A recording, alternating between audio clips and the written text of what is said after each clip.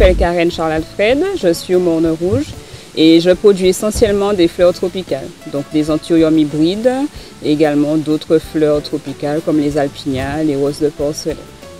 Donc j'ai préparé un BP responsable d'exploitation agricole en 2012 au CFPPA du Lorrain. Suite à ça, j'ai préparé un BTSA à distance avec le CRK d'Angers. C'était en 2015 que j'ai obtenu mon diplôme. Et depuis, je fais plusieurs formations, des petites formations sur quelques jours en fonction de ce que proposent les différents organismes de formation.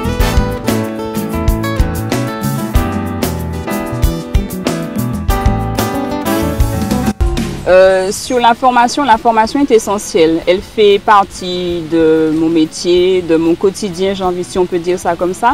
C'est tout aussi important que la partie production en elle-même. La formation permet de compléter, d'évoluer et de se mettre à jour aussi concernant la réglementation. Alors, les métiers de l'agriculture sont vastes, sont divers et variés. Tout public s'attend à voir des producteurs de maraîchers quand on dit agriculture, mais ça va bien au-delà de l'agriculture. Ça va du CAP pour le simple ouvrier jusqu'à l'ingénieur agronome qui va faire des recherches. D'ailleurs, mes fleurs, ce sont des ingénieurs agronomes qui les fabriquent, si on peut dire ça comme ça. Mais ça passe aussi par des BTS, par des licences, des masters qui sont liés au métier de l'eau, qui sont liés aux métiers liés à l'élevage. Et là encore, l'élevage, c'est un très vaste domaine parce qu'il y a tout. Et il y a vraiment tout en formation initiale, mais en formation continue également. Parce que toutes ces formations diplômantes sont accessibles aussi en formation continue après. Donc ceux qui se sont un petit peu trompés de route à un moment donné ou qui décident de se reconvertir, ils peuvent à n'importe quel moment de leur vie, soit par des formations à distance ou même en présentiel. Au-delà du BTS, en général, ce sont plutôt des formations en présentiel. On peut toujours s'améliorer et poursuivre en fait ses études.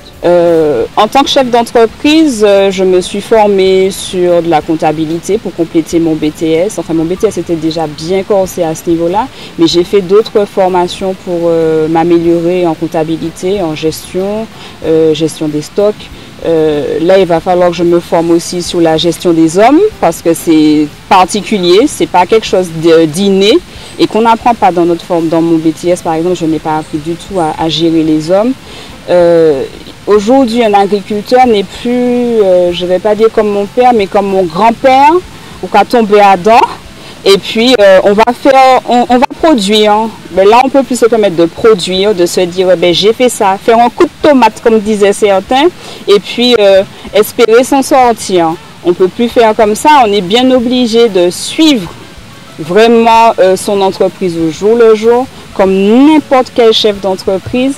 Donc, amener à gérer ses stocks, à gérer ses finances, à être en relation avec la banque, savoir quoi dire à la banque, à faire du prévisionnel, à anticiper les cyclones, anticiper les insectes, anticiper la maladie, parce que souvent, chef d'entreprise, on est aussi seul sur l'exploitation et il faut pouvoir gérer tous ces aspects-là tout seul. Donc on est producteur, mais on se retrouve à être plombier aussi, technicien, mécanicien.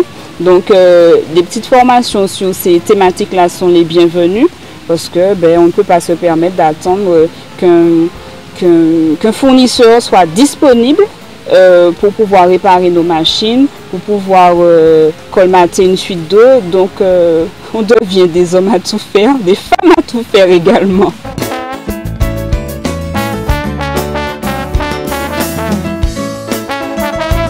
Alors ma responsabilité, si on peut employer ce grand terme-là, c'est plutôt lié à la transmission de mes connaissances, de ce que j'ai appris au travers de mes différentes formations, de la réalité du terrain également, de ce que je vois sur mon exploitation.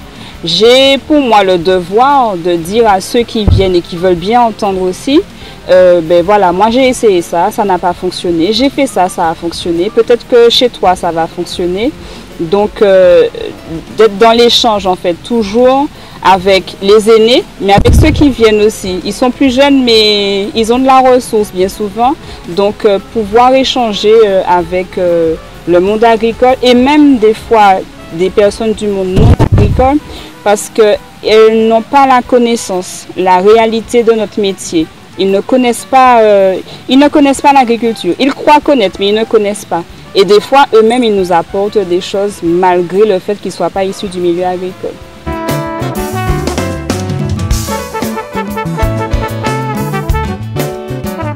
Alors, les consommateurs, enfin, nous consommateurs, si je peux dire ça comme ça, on doit être vigilant, on doit être exigeant quant à la qualité de ce que nous mangeons, de ce qu'il y a dans nos assiettes, que ça vienne de nos compatriotes martiniquais ou que ça vienne d'ailleurs. On doit exiger que les choses soient faites proprement pour notre santé, pour la santé de nos